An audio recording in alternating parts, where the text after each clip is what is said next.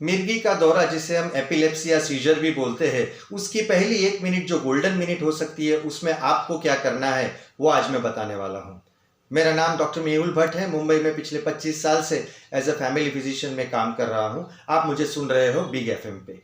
मिर्गी का दौरा होता क्या है? दोनों हाथ या दोनों पैर अचानक कांपने लगते हैं या पूरे टाइट हो जाते हैं, या तो पूरा बदन कांपने लगता है या टाइट हो सकता है। आंखें ऊपर चली जाती है या एक ही जगह पे घूमने लगती है। दांत चबाने लगता है पेशेंट, या अपनी जबान चबा के मुंह से खून निकल सकता है। तो इसमें से कोई लक्षण आपके आसपास किसी को है तो उसे मिर्गी का दौरा हो सकता है।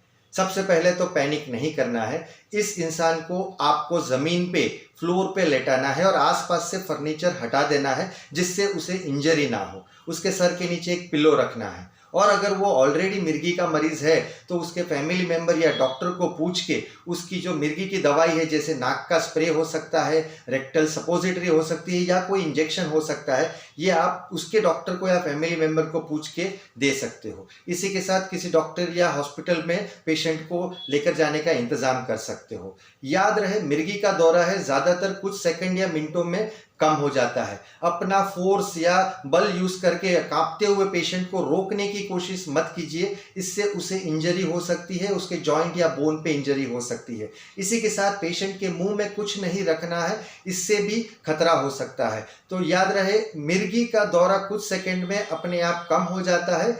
कुछ परसेंटेज केसेस ऐसे रहते हैं जिसमें दौरा बहुत ज़्यादा लंबा चलता है और रुकता नहीं है, पेशेंट होश में नहीं आता है। उसे हम स्टेटस एपिलेप्टिकस बोलते हैं। ये जानलेवा हो सकता है और तुरंत ऐसे पेशेंट को हॉस्पिटल में पहुंचाने की तैयारी करनी है। याद रहे, ये जनरल गाइडलाइन है। अपनी मर्जी से किसी पेशेंट को दवाई नहीं देनी है। और मिर्गी के बारे में कुछ सवाल है तो कमेंट सेक्शन में ज़रूर पूछिए।